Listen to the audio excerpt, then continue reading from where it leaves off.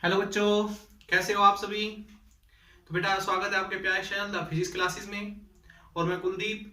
बेटा आज हम करंट इलेक्ट्रिसिटी का नेक्स्ट लेक्चर लेके आए हैं, जिसके अंदर हम बहुत सारे छोटे छोटे टॉपिक्स हैं हमारे, उनके ऊपर डिस्कस करेंगे आज हम।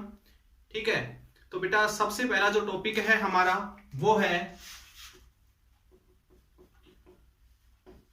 Ohm's law in vector form. देखिए बेटा, हमने जो ओम्स लॉ पढ़ा था वो था हमारा V equals to I R. This is the scalar form of Ohm's law. ये ओम्स लॉ की स्केलर फॉर्म थी। ठीक है। आज हम पढ़ेंगे ओम्स लॉ की वेक्टर फॉर्म।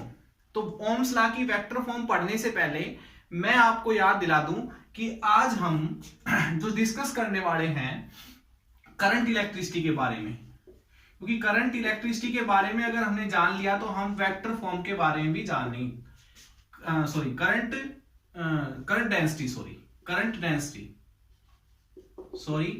डेंसिटी के बारे में बेटा हम ये डिस्कस कर चुके हैं प्रीवियस लेक्चर के अंदर।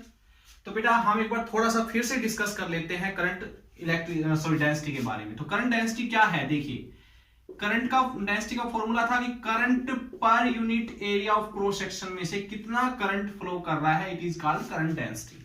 करंट अपॉन में area of cross section. For example मान लीजिए ये आपके पास एक कंडक्टर है, ये हमने कंडक्टर लिया और इस कंडक्टर का एरिया ऑफ क्रॉस सेक्शन ये है हमारा। लेंथ हमने इसकी मान लो L ले ली इस कंडक्टर की, और बेटा इसके अंदर से करंट फ्लो हो रहा है इस डायरेक्शन में। ठीक है। अब देखिए करंट डेंसिटी में एरिया क्या है, जो ए है यहां पर वो एरिया है, area perpendicular to the direction of current flow. Current जो फ्लो हो रहा है उसकी डायरेक्शन के परपेंडिकुलर जो एरिया ऑफ क्रॉस सेक्शन है वो है हमारा ए। देखिए बेटा ध्यान से अगर देखिए आप लोग, तो ये एरिया जो है हमारा ये करंट के बिल्कुल परपेंडिकुलर, तो यहां पर आपने ए लेके चलना है। ठीक है। बट एक्चुअल में देखिएगा, मैं कहता कि मैं अगर एरिया ये लेके चलता तो एरिया ऑफ क्रॉस सेक्शन ये लेके चलता तो बेटा फिर हमारी करंट डेंसिटी में कहता current density across this area of cross section बताइए तो क्या होता। देखिए बेटा एक लाइन ड्रा कर लेते हैं यहां से हम। ठीक है। तो एरिया आपने यही लेके चलना है। वेक्टर ये देखो, एरिया वेक्टर क्या होता है हम एरिया वेक्टर के बारे में डिस्कस कर चुके हैं।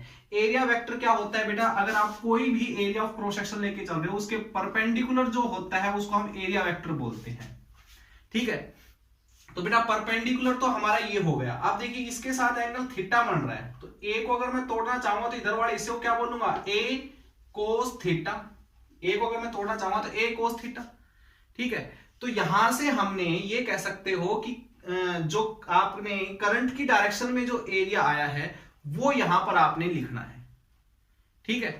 करंट की डायरेक्शन वाला एरिया वेक्टर आपने यहां से हमेशा लेके चलना है। तो करंट डेंसिटी में एरिया कौन सा लेके चलना है बेटा, जो करंट के बिल्कुल परपेंडिकुलर हो वो एरिया ऑफ क्रॉस सेक्शन। देखिए अगर इस एरिया को मैं रिजोल्व करूं बेटा, ये एंगल मान लेते थीटा है, ये भी उतना ही होगा जितना ये होगा। तो अगर मैं इसको सीधा करूं तो यही तो हमारा एरिया ऑफ क्रॉस सेक्शन ऐसा होगा जो परपेंडिकुलर होगा।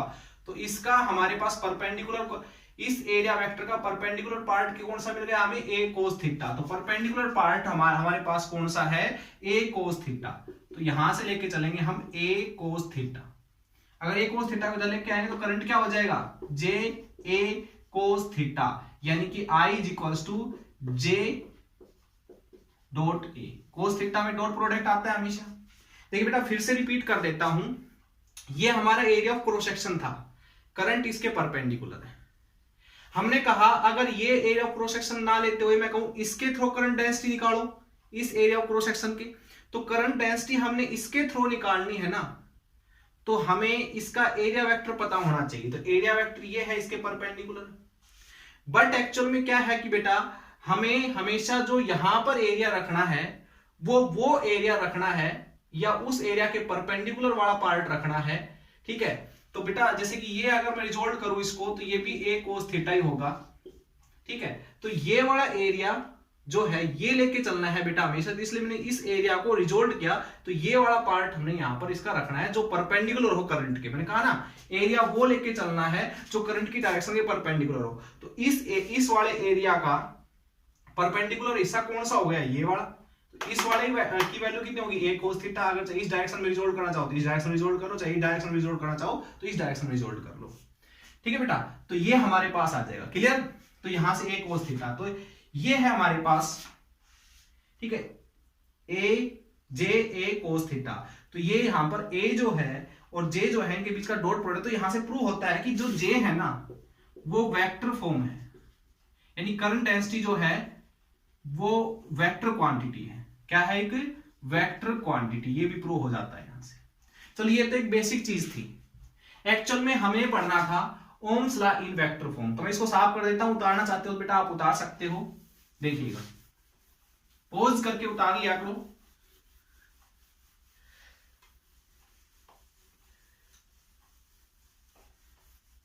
ज्यादा खास चीज नहीं थी ये, अगर आपको कम समझ में आया है तो भी कोई दिक्कत नहीं है, हम यहां से जब क्लियर करेंगे तो ये यहां से आपको चीज समझ में आएगी। देखिएगा बेटा Ohm's law in vector form हमने पढ़ना है।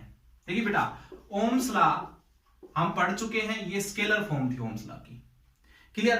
अब आप ध्यान दीजिएगा मेरी बात के ऊपर, यहां पर देखिए बेटा आपको पता है कि electric field intensity dV by dr, ये रिलेशन थी हम फर्स्ट यूनिट में पढ़ के आ चुके हैं।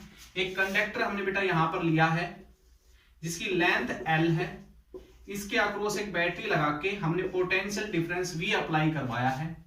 तो बेटा V potential difference, negative sign सिर्फ डायरेक्शन दिखाने का काम आता है। अगर मैं उसको लिखना चाहूं कि इतनी लेंथ के कंडक्टर पे इतना पोटेंशियल डिफरेंस अक्रॉस अप्लाई हो रहा है, तो हम इस रिलेशन को ऐसे भी लिख सकते हैं, V की जगह dV की जगह V लिख लेंगे और dr की जगह L लिख लेंगे। तो ये रिलेशन आपको कई बार बता चुके भी हैं हम, ठीक है। तो ये थी, क्लियर बेटा। अब दूसरी चीज देखिएगा इसी के अंदर जो हमने अभी पढ़ा JA, ये भी चीज आपको पता है, I is equal to J, या करंट डेंसिटी जो है J वो हमारी क्या होती है I अपॉन में A, ठीक है। ये चीज क्लियर यहां से सबको, ओके। अब ये वाली वैल्यू उठा के और ये वाली वैल्यू उठा के यहां से एक काम करो, V की वैल्यू निकाल दो, V is equal to E into L हो जाएगा। ये सारी वैल्यू यहां पर उठा के पुट कीजिए, तो बेटा यहां से क्या आएगा बताना, यहां से V की वैल्यू होगी EL, इसमें पुट कर रहे हैं R की वैल्यू बताइए मुझे, रो L बाई A, ये भी हम पढ़ चुके हैं। तो ये सारी वैल्यू पुट कीजिए, रो L बाई A, ठीक। I की वैल्यू कितनी है JA, तो L से L कैंसिल, A से A कैंसिल, E क्या आ गया बेटा रो J, या इसको इधर लेके आएंगे बेटा तो क्या हो जाएगा यहां से E बाई रो। अच्छा रो को हम उल्टा करेंगे तो ये सिग्मा में कन्वर्ट हो जाएगा। अभी मैं बताऊंगा ये सिग्मा है क्या, अभी आप सिर्फ सिग्मा को मैं नाम लिख देता हूं। यहां पर सिग्मा होता है बेटा कंडक्टिविटी। क्या होती है conductivity, conductivity is always reciprocal of resistivity, तो इसलिए रेसिप्रोकल ऑफ रेसिस्टिविटी की जगह मैंने कंडक्टिविटी रख लिया। अब देखिएगा जो J है वो एक वेक्टर क्वांटिटी है, यहां पर ये है कंडक्टिविटी, और E क्या है एक वेक्टर क्वांटिटी। तो ये इसी को बोलते हैं हम microscopic form of Ohm's law, या फिर vector form of Ohm's law. समझे आप लोग, ध्यान दीजिए दोबारा से। V is equal to R I एक स्केलर फॉर्म थी ओम्स लॉ की बेटा, हमें पता है E is equal to V by L होता है। यहां से V की वैल्यू उठा के यहां रखेंगे, ये इस फॉर्मूले से I की वैल्यू उठा के यहां रखेंगे, इस फॉर्मूले से R की वैल्यू उठा के यहां रखेंगे। सारे रखने के बाद हमें मिलेगा J is equal to E by rho. Rho को रेसिप्रोकल हमेशा कंडक्टिविटी होता है, ये हम डिस्कस करेंगे अभी नेक्स्ट टॉपिक में। तो यहां से ये आ जाएगा J एक वेक्टर क्वांटिटी, अगर वेक्टर साइन लगाना चाहो दोनों साइड तो J एक वेक्टर क्वांटिटी है, E भी एक वेक्टर क्वांटिटी है। और यहां पर देखिएगा बेटा ये हमारे पास जो आया है ये है हमारी vector form of Ohm's law, या फिर microscopic forms of Ohm's law, या फिर एक नाम से और आती है relation between J sigma and E। J sigma और ई के बीच में रिलेशन।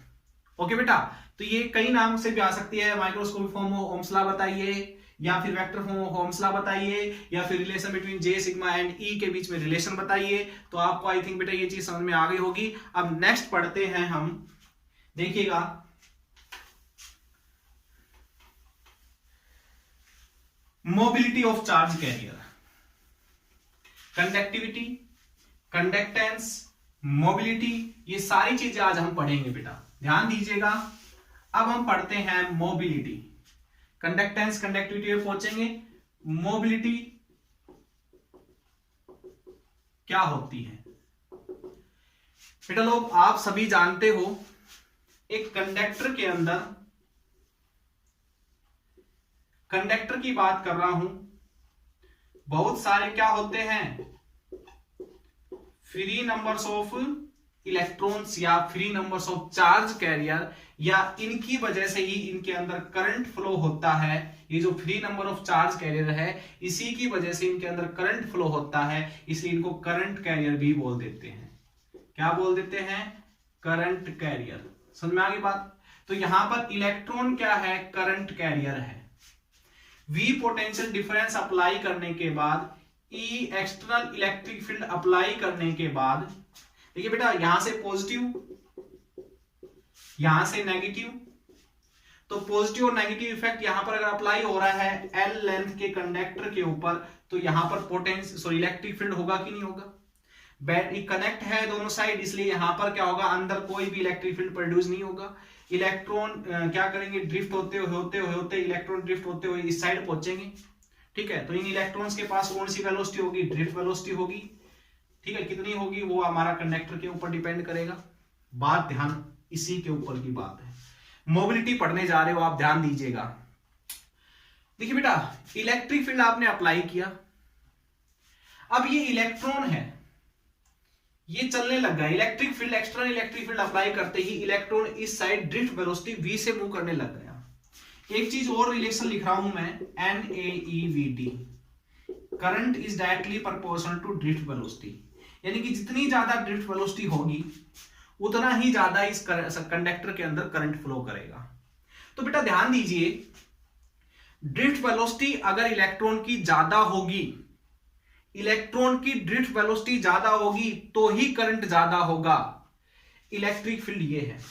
फॉर एग्जांपल एक चीज और समझ लीजिए, तब हम सारी चीजों को कनेक्ट कर देंगे। देखिएगा, ये कंडक्टर है, इसके ऊपर भी potential difference V apply, external electric field उतना ही अप्लाई कर रखा है जितना इस वाले कंडक्टर पे। ये मान लीजिए एल्यूमिनियम का है, ये मान लीजिए आयरन का ही है, आयरन मान लीजिए। ठीक है बेटा, आयरन का मान लीजिए आप। ठीक है, इसमें बहुत सारे इलेक्ट्रॉन्स हैं बेटा, free number of charge particle इसके अंदर भी बहुत सारे हैं। इसके इलेक्ट्रॉन भी इलेक्ट्रिक फील्ड अप्लाई करने के बाद ड्रिफ्ट करते हुए इधर पहुंच रहे हैं। इनकी ड्रिफ्ट वेलोसिटी मान लेते हैं v डैश है यहां पर, और इसकी ड्रिफ्ट वेलोसिटी vd मान लेते हैं, यहां पर d डैश मान लेते हैं, यहां पर vd। क्या ऐसा मैं इस बात सही कह रहा हूं कि same electric field, same potential apply करने के बाद भी इसके इलेक्ट्रॉन की ड्रिफ्ट वेलोसिटी अलग है और इसके इलेक्ट्रॉन की ड्रिफ्ट वेलोसिटी अलग है? क्या ये चीज पॉसिबल है? बिल्कुल पॉसिबल है बेटा, ध्यान दीजिए मेरी बात पे, बिल्कुल पॉसिबल है ये बात। किसी कंडक्टर के इलेक्ट्रॉन की ड्रिफ्ट वेलोसिटी कुछ हो सकती है और किसी कंडक्टर के इलेक्ट्रॉन की ड्रिफ्ट वेलोसिटी कुछ और हो सकती है। तो drift velocity of electron her conductor के इलेक्ट्रॉन की अलग अलग हो सकती है सेम इलेक्ट्रिक फील्ड अप्लाई करने के बाद। यानी कि इसमें फ्लो करने वाला करंट और इसमें फ्लो करने वाला करंट दोनों अलग अलग हो सकते हैं। सेम V अप्लाई करने के बाद भी करंट आप दोनों के अंदर अलग अलग है। दोनों कंडक्टर की लेंथ L थी, दोनों का area of cross section A था, दोनों के लिए टेम्परेचर भी क्या था? फिक्स था। बट फिर भी इसमें करंट कुछ और फ्लो कर रहा है, इसमें करंट कुछ और फ्लो कर रहा है, यानी कि इसके इलेक्ट्रॉन की ड्रिफ्ट वेलोसिटी कुछ और है, इसके इलेक्ट्रॉन की ड्रिफ्ट वेलोसिटी कुछ और है। यानी कि किसी भी कंडक्टर के अंदर करंट का फ्लो करना, किसी भी कंडक्टर के अंदर करंट का फ्लो करना डिपेंड करेगा उन कंडक्टर के चार्ज कैरियर की ड्रिफ्ट वेलोसिटी के ऊपर। ड्रिफ्ट वेलोसिटी डिफरेंट, तो करंट के कंडक्टर के में करंट भी अलग होगा, डिफरेंट होगा। मान गए इस चीज को? तो बेटा ये कह सकते हो। अब हम अपने टॉपिक मोबिलिटी के ऊपर आते हैं। मोबिलिटी की बात जब हम करते हैं तो हम ये कह सकते हैं mobility of charge carrier, mobility को म्यू से डिनोट करते हैं बेटा, क्या से? म्यू से। ऑफ चार्ज कैरियर, ये कह सकते हो कि कितनी ड्रिफ्ट वेलोसिटी होगी कितना इलेक्ट्रिक फील्ड अप्लाई करने के बाद। यानी कि mobility of charge carrier he responsible होती है कितना करंट फ्लो करेगा। चार्ज कैरियर के ये कह सकते हो कि चलने की क्षमता, एक हिसाब से मोबिलिटी को ये कह सकते हो चार्ज कैरियर की चलने की क्षमता। कोई इतना इलेक्ट्रिक फील्ड लेके कुछ और वेलोसिटी से मूव कर रहा है, कोई इतना इलेक्ट्रिक फील्ड लेके कुछ और वेलोसिटी से मूव कर रहा है। So mobility is defined as the ratio of drift velocity and applied electric field. ठीक है बेटा, तो ये आपके पास आ गई। तो ड्रिफ्ट वेलोसिटी का एक नया फॉर्मूला भी हम यहां से जनरेट कर सकते हैं। मोबिलिटी का फॉर्मूला ये हो गया, ये भी को इधर ले आए। ठीक है बेटा, तो ये है हमारे पास ड्रिफ्ट वेलोसिटी। क्लियर सभी को? Sorry, mobility of charge carrier. अब एक बात और बताते हैं हम, यूनिट नंबर 9 जब हम पढ़ेंगे जिसमें हम सेमीकंडक्टर की बात करेंगे, तो सेमीकंडक्टर में हमें यह चीज सोचने को मिलेगी कि कंडक्टर जो होते हैं ना उनमें तो इलेक्ट्रॉन फ्री होते हैं जिनकी वजह से करंट फ्लो करता है, लेकिन सेमीकंडक्टर जो होते हैं ना, बात कर रहा हूं सेमीकंडक्टर, कंडक्टर तो ये है जिसमें इलेक्ट्रॉन फ्री है। सेमीकंडक्टर जो होते हैं उसमें इलेक्ट्रॉन के साथ साथ होल भी फ्री हो सकते हैं। तो आप सोच रहे होंगे सर ये होल कहां से आ गए? तो बेटा होल को हम समझेंगे अच्छी तरह से 9th यूनिट में। सिर्फ आप थोड़ी देर के लिए मान लीजिए पॉजिटिव चार्ज कैरियर्स होते हैं। ठीक है, तो इन होल, ये होल भी चलते होंगे, तो बिल्कुल हम मान लेते हैं थोड़ी देर के लिए चलते हैं। इनके बाद डिटेल में हम पढ़ेंगे 9th यूनिट के अंदर। तो ये होल भी चलते हैं, तो इन होल की भी ड्रिफ्ट वेलोसिटी होगी, तो बिल्कुल होगी बेटा। तो होल की ड्रिफ्ट वेलोसिटी अलग हो सकती है भाई, यानी कंडक्टर हो चाहे सेमीकंडक्टर हो, उनके अंदर करंट किनके ऊपर डिपेंड करता है फ्लो करना? Free charge carrier. इसमें इलेक्ट्रॉन, इसमें होल है, इसमें होल की वजह से करंट फ्लो होगा, इसके अंदर इलेक्ट्रॉन की वजह से करंट फ्लो होगा, होल। ठीक है, अब देखिएगा। अच्छा, इसको थोड़ा सोल्व कर लेते हैं। देखिए बेटा, वी डी की वैल्यू क्या होती है? ई टाउ बाई एम होती है। वी डी की वैल्यू रख लीजिए यहां पर, तो क्या आएगा यहां से? ई टाउ बाई एम, नीचे क्या है? ई से ई कैंसिल, तो म्यू आ गया ई टाउ बाई एम, तो ये आ गई। अच्छा, इलेक्ट्रॉन की मोबिलिटी कितनी होती है? अगर इलेक्ट्रॉन फ्री हुए तो इलेक्ट्रॉन की मोबिलिटी होगी बेटा ई, इलेक्ट्रॉन का रिलैक्सेशन टाइम और इलेक्ट्रॉन का मास। ठीक है, या फिर कहेंगे हम कि मोबिलिटी ऑफ होल कितनी होगी? अगर फ्री चार्ज कैरियर होल हुए तो होल का भी चार्ज उतना ही होता है जितना इलेक्ट्रॉन का होता है, ई लेके चलेंगे यहां पर भी, और होल का रिलैक्सेशन टाइम और होल का मास। तो ये होती है बेटा मोबिलिटी। मोबिलिटी की यूनिट क्या होती है? ध्यान दीजिए, मोबिलिटी की यूनिट बेटा मैं बताने जा रहा हूं अब आपको। मोबिलिटी की यूनिट क्या होती है? देखो, drift velocity, drift velocity unit of mobility. ध्यान दीजिए मेरी बात में, मोबिलिटी की यूनिट क्या होगी बेटा? ये वेलोसिटी, वेलोसिटी होती है मीटर पर सेकंड। ठीक है, और इसकी होगी न्यूटन पर कूलाम, तो ये होगी बेटा मीटर कूलाम, न्यूटन पर और कूलाम पर, तो ये होगी मीटर कूलाम, सॉरी न्यूटन पर सेकंड, सॉरी ये आएगी। तो न्यूटन, सॉरी मीटर कूलाम पर न्यूटन पर सेकंड, तो ये है यूनिट ऑफ ड्रिफ्ट मोबिलिटी। ठीक है बेटा, आ गया सभी को समझ में ये चीज? अब आगे बढ़ते हैं, देखिएगा। Vector form of Ohm's law पढ़ी हमने बेटा, मोबिलिटी पढ़ी हमने। अब हम पढ़ते हैं कंडक्टिविटी, कंडक्टेंस क्या होती है। कंडक्टिविटी साथ साथ उतारते रहा करो, नोट्स बनाते रहा करो। देखिए बेटा, बात करते हैं हम सबसे पहले कंडक्टेंस की। कंडक्टेंस है क्या? सोचिए आप लोग बेटा, कंडक्टेंस है कि किसी भी कंडक्टर के अंदर से, सुनिए ध्यान से, किसी भी कंडक्टर के कंडक्टेंस कितनी होगी, ये मान के चलो सबसे समझ जाओगे आप। कंडक्टेंस यानी कि अपने अंदर से कोई कंडक्टर कितना करंट फ्लो होने दे सकता है। सोचिए, कोई भी कंडक्टर अपने अंदर से कितना करंट फ्लो होने दे सकता है। तो वो डिपेंड करेगा उस कंडक्टर के रेजिस्टेंस के ऊपर। ठीक है, अगर रेजिस्टेंस ज्यादा हुआ तो अपने अंदर से कम करंट फ्लो होने देगा, यानी कि उसकी कंडक्टेंस कम होगी। अगर रेजिस्टेंस कम हुआ तो अपने अंदर से ज्यादा करंट फ्लो होने देगा, यानी कि उसकी कंडक्टेंस ज्यादा होगी। तो रेजिस्टेंस कंडक्टेंस बेटा जो होती है उसको हम G से डिनोट करते हैं, और it is the reciprocal of resistance, यानी कि रेजिस्टेंस ज्यादा तो कंडक्टेंस कम, रेजिस्टेंस कम तो कंडक्टेंस ज्यादा, रेसिप्रोकल। ठीक है बेटा, रेसिप्रोकल बोलेंगे इनवर्सली प्रोपोर्शनल, रेसिप्रोकल। ठीक है, ये फॉर्मूला होता है कंडक्टेंस का, G से डिनोट करते हैं। और इसकी यूनिट क्या होती है, यूनिट ऑफ कंडक्टेंस क्या होती है बेटा, ओम इनवर्स, है ना, या फिर ऐसे भी ओम इनवर्स, या फिर इसको मोहो भी बोल देते हो बेटा। देखिएगा आर नीचे आ रहा है, ओम इनवर्स, ओम इनवर्स या मोहो बोल देते हैं। मोहो को हम एक नाम दिया गया है सीमन, क्या, सीमन। ठीक है बेटा, सीमेन, इसका सीमेन जो है यूनिट होती है किसकी, कंडक्टेंस की। ओके, अब हम बात करते हैं कंडक्टिविटी की। कंडक्टिविटी, कंडक्टिविटी हमने अभी बताया सिग्मा से डिनोट करते हैं बेटा इसको। कंडक्टिविटी इज द देखो, conductance is reciprocal of resistance, तो conductivity is reciprocal of resistivity, है कि नहीं है, रेसिस्टिविटी, रेसिप्रोकल ऑफ रेसिस्टिविटी। और इसकी यूनिट क्या होगी, यूनिट ऑफ कंडक्टिविटी क्या होगी बेटा, अच्छा इसकी यूनिट क्या होती थी, unit of resistivity, unit of resistivity बताइए, बताइए क्या होती थी, इसकी यूनिट क्या होती थी, ओम पर मीटर, यही होती थी, या फिर कह सकते हो ओम मीटर इनवर्स। तो इसकी क्या हो जाएगी, मीटर ओम इनवर्स, समझे। या फिर देखिएगा इसको क्या बोलते हो, ओम इनवर्स को क्या बोल देते हो, मीटर सीमेन, मीटर सीमेन, ये इसकी यूनिट हो जाएगी। क्लियर बेटा सभी को। तो conductivity and conductance I think आपको समझ में आ गई होगी। लास्ट एंड सॉरी लास्ट नहीं है, अब हम एक टॉपिक और करते हैं बेटा, एक रिलेशन निकालेंगे हम रेसिस्टिविटी और मोबिलिटी के बीच में, रेसिस्टिविटी और मोबिलिटी के बीच में एक रिलेशन निकालेंगे। ये छोटे छोटे टॉपिक है जो आपको इनके फॉर्मूले याद होने चाहिए अगर आप न्यूमेरिकल निकालना चाहते हो तो। ध्यान दीजिए मेरी बात पे।